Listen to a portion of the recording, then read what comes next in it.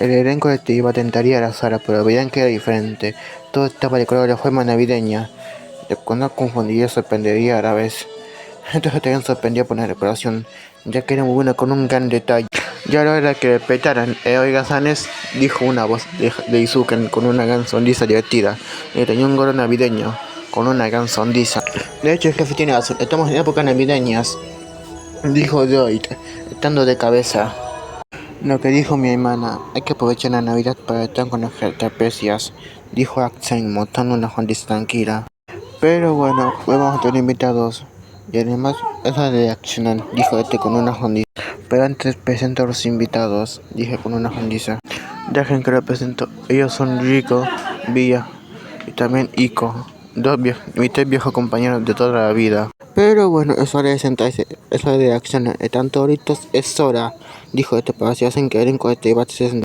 Scrooge, un hombre conocido por su avaricia, fue llamado para confirmar la muerte de su socio Marley. Al ver el cadáver, Scrooge asiente fríamente y firma el certificado de defunción. El funerario, al pedirle el pago, recibe con reluctancia 2 peniques del viejo, cuyas manos tiemblan al desprenderse de ellos. Pero lo más sorprendente está por venir. Antes de cerrar el ataúd, Scrooge exige que se detengan para recuperar los 2 peniques que cubren los ojos de Marley, argumentando que cada centavo cuenta. Después de salir de la funeraria, Scrooge, gruñón y distante, se topa con una pareja y los aparta bruscamente. Luego, al pasar por una familia cantando villancicos por propinas, los calla con un gesto severo, dejando a los pequeños mirándolo con miedo. 7 nochebuenas más tarde, Scrooge se encuentra en su oficina contando monedas, mientras su empleado Bob tiembla del frío contando los minutos para volver a casa con su familia. Scrooge se niega a encender el carbón para calentar el lugar porque le parece un desperdicio de dinero. Entonces Fred, el sobrino alegre de Scrooge, entra deseando una feliz Navidad. Scrooge, con su usual desdén, desprecia la festividad, cuestionando el buen humor de Fred a pesar de su pobreza. Fred, sin perder la calma, le pregunta a su tío por qué está tan amargado siendo rico. Y Scrooge le explica que es gruñón porque vive en un mundo de tontos. Asegura que la Navidad es solo una época para pagar cuentas con dinero que no tienes y de tener un año más sin ganancias. Sin embargo, Fred defiende la Navidad diciendo que, aunque nunca lo ha enriquecido, siempre le ha hecho bien. Habla de la bondad y la caridad de la temporada, instando a Scrooge a ver a los demás como compañeros de viaje a la tumba, no como extraños en caminos separados. Y al terminar su discurso, Fred bendice la Navidad.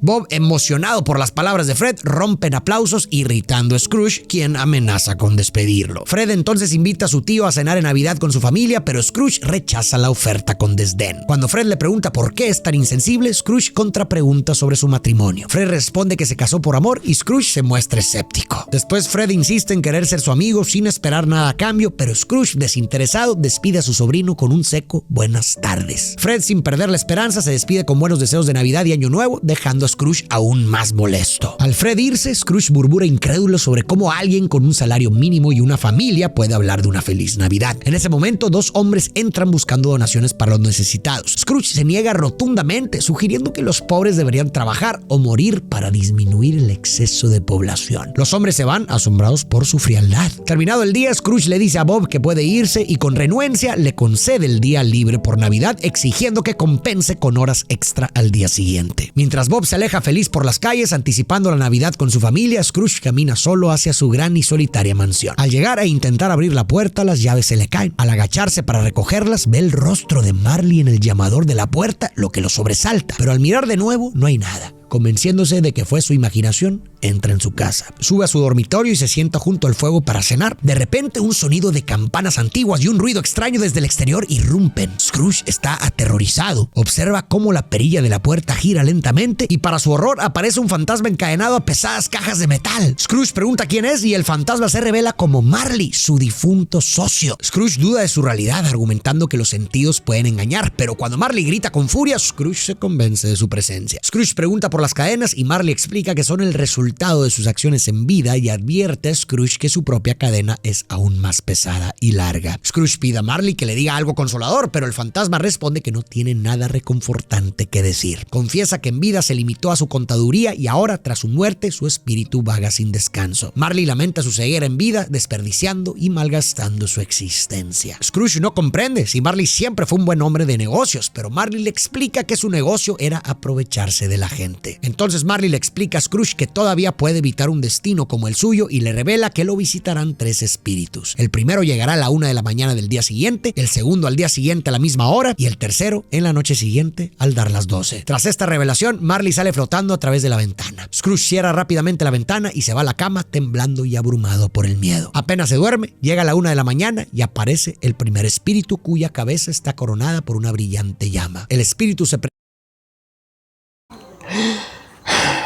No voy a decir mucho de la verdad, si te soy sincero.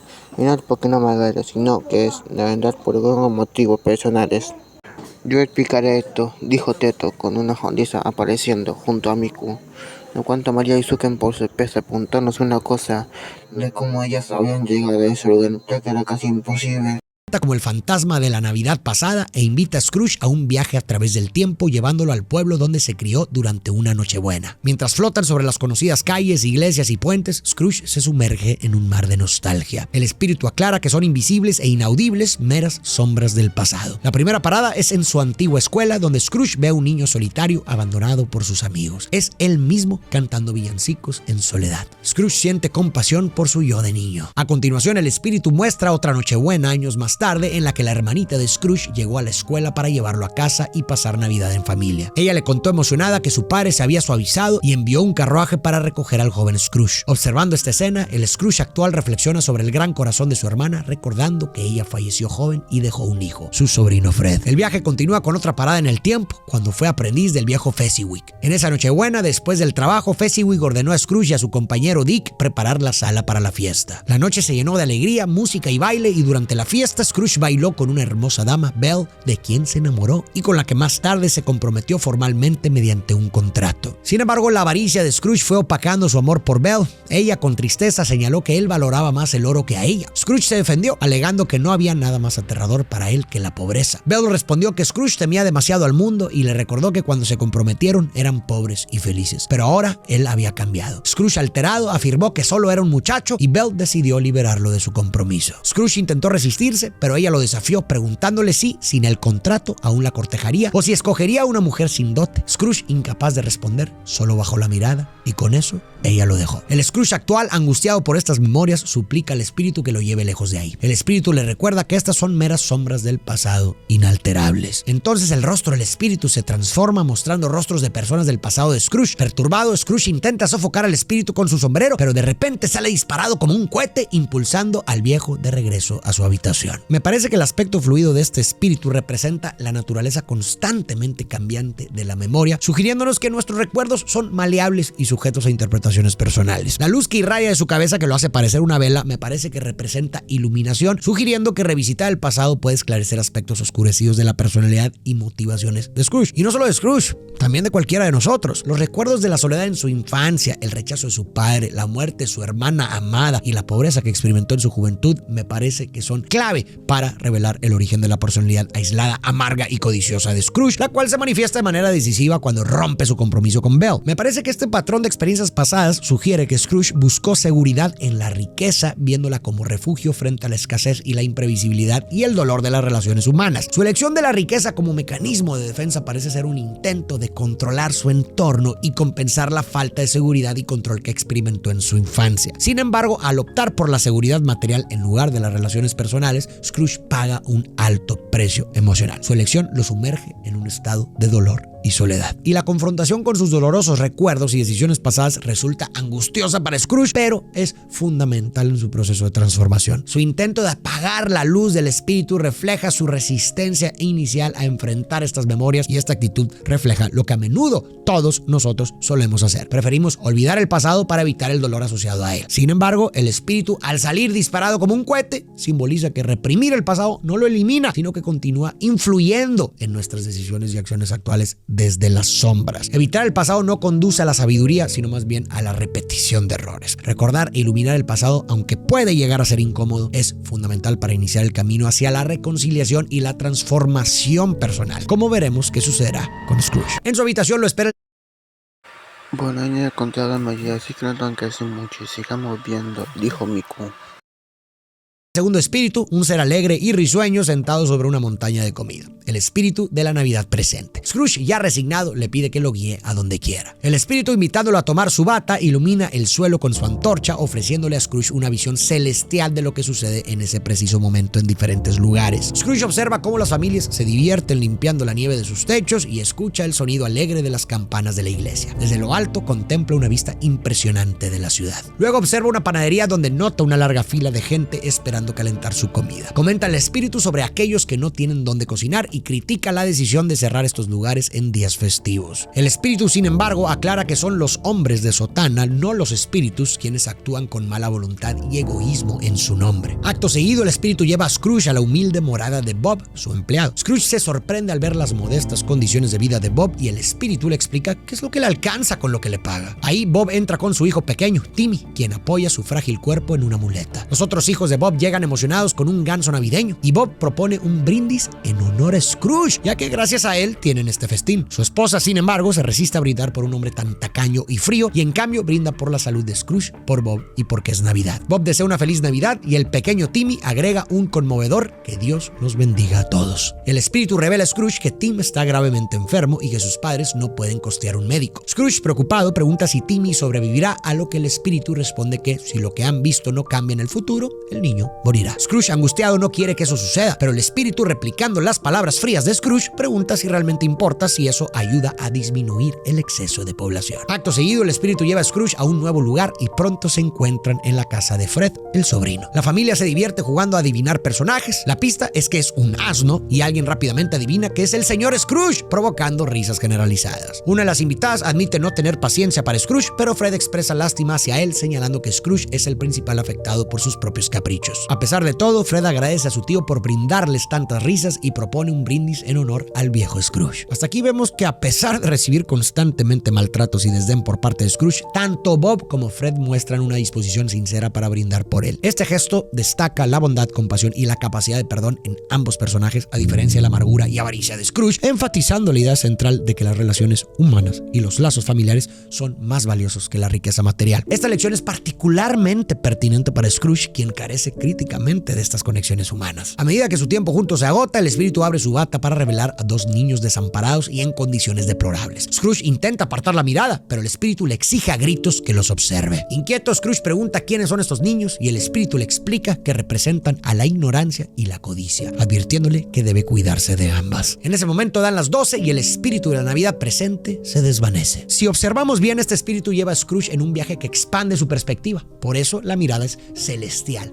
desde arriba, desde el gran esquema de las cosas. En este viaje Scrooge pasa de observarse a sí mismo hacia una observación más amplia de la sociedad. Y para entender cómo avanza la transformación de Scrooge es clave notar que este segundo viaje desafía sus creencias previas sobre la pobreza y las relaciones humanas. Como vimos, inicialmente Scrooge observa cómo personas de diferentes condiciones sociales se unen para celebrar la Navidad y se da cuenta de que, contrario a su miedo a las relaciones, existe una alegría y consuelo inherentes en la compañía de otros, aún en medio de las circunstancias más difíciles. Luego observa las duras realidades de la pobreza, especialmente la situación de su empleado Bob y su hijo Timmy. Esta observación contrasta profundamente con la percepción ignorante que Scrooge tenía de la pobreza, desafiando directamente su indiferencia hacia los menos afortunados. Y finalmente el espíritu confronta a Scrooge con las personificaciones de la codicia e ignorancia, dos vicios que advierte deben ser evitados. Podemos definir la ignorancia como la negativa voluntaria a conocer, y simboliza cómo Scrooge y muchos en la sociedad de clase alta han ignorado las duras realidades de aquellos a su alrededor. La codicia, por otro lado, podemos definirla como el deseo insaciable de riquezas materiales, y con esto la historia sugiere que la desigualdad, los niños hambrientos y las familias en penurias se derivan de la tendencia generalizada de la sociedad a ignorar estas realidades y su codicia. Así entonces, después de enfrentar el dolor de su propio pasado y ser testigo tanto del consuelo de la compañía humana como de la cruda realidad de la pobreza en el presente, Scrooge ya no puede seguir aferrándose a las falsas narrativas que se ha contado sobre las relaciones humanas y sobre la pobreza, y entonces comienza a reconocer la importancia de la empatía y la responsabilidad social en su camino hacia la redención. El desvanecimiento del segundo espíritu da paso al tercero, el espíritu. Bueno, espero que atento porque ya vamos a terminar, dije yo tranquilo, con una sonrisa, cuando todos se sintieron y yo me fui a sentar, pero de repente alguien tomó mi mano y esa era Furina. de la Navidad futura, una sombría figura encapuchada que permanece en silencio. Scrooge intuye que este espíritu le mostrará eventos futuros, confesando su temor, pero reconociendo la intención benéfica detrás de su visita. Sin decir palabra, el espíritu dirige a Scrooge hacia 3 hombres en la calle frente a su oficina. Hablan de la muerte de alguien la noche anterior, bromeando sobre su funeral y herencia, comentando que solo asistirían si se les ofreciera comida. De repente, el espíritu, montado en un carruaje oscuro, persigue a Scrooge hasta llevarlo a una habitación donde la señora Dilber, la mucama de Scrooge, le muestra a un hombre las pertenencias que robó de un difunto. Dilber comenta que el fallecido ahuyentó a todos en vida, por lo que aprovechó la soledad del funeral para despojar el cuerpo de sus finas vestimentas. Luego, el oscuro espíritu lleva a Scrooge a otra habitación donde yace un cadáver sin identificar. Scrooge, desesperado, pide ver a alguien que lamente la muerte de esta persona y el espíritu lo conduce a la casa de Bob, donde la familia se prepara para enfrentar la inminente muerte del pequeño Tim, quien yace en su cama gravemente enfermo. Consciente que su viaje está llegando a su fin, Scrooge suplica al espíritu que le revele la identidad del hombre muerto. El espíritu entonces lo lleva a una tumba donde Scrooge descubre con horror que el difunto es él mismo, fallecido un 25 de diciembre. Perturbado, Scrooge le pide al espíritu confirmación de que puede cambiar su destino. El espíritu permanece en silencio y lo arrastra hacia una fosa con un ataúd en el fondo. Desesperado, Scrooge se agarra a una rama, prometiendo al espíritu que vivirá la Navidad en su corazón todo el año y recordará siempre las lecciones del pasado, presente y futuro. Este tercer espíritu es misterioso e insondable, similar al futuro. Además, su semejanza con la figura de la parca enfatiza la inevitabilidad de la muerte. Este encuentro marca el clímax de la transformación de Scrooge. Lo confronta con verdades terribles: la muerte inminente del pequeño Tim, una muerte que él podría haber prevenido; el hecho de que su propia muerte provocará alegría en lugar de luto; y la insignificancia de su vida y acumulaciones materiales al final. Se le muestra un futuro donde su vida no ha tenido significado ni impacto positivo, ni para él ni para los demás, dejándolo sin nada de lo que tanto se esforzó en acumular y cuidar. Esta aterradora visión es lo que finalmente lleva a Scrooge a un punto de crisis y realización que se transformará en acción cuando despierte. Aquí también apreciamos una genial ilustración de cómo la verdadera introspección, que conduce a un cambio significativo, requiere una perspectiva holística y completa, la cual, como sucedió con Scrooge, implica integrar las lecciones del pasado, reconocer la realidad del presente y considerar las posibilidades del futuro. Por un lado, comprender y aceptar nuestro pasado es fundamental, ya que al reflexionar sobre nuestras experiencias previas, identificamos y aprendemos de nuestros errores, lo que nos ayuda a evitar repetirlos en el presente. Por otro lado, mirar hacia el futuro también es igual de importante, porque al considerar las posibles consecuencias de nuestras acciones actuales, evaluamos si estamos en el camino que queremos. En este sentido, al combinar la sabiduría otorgada por el pasado con una visión orientada hacia el futuro, podemos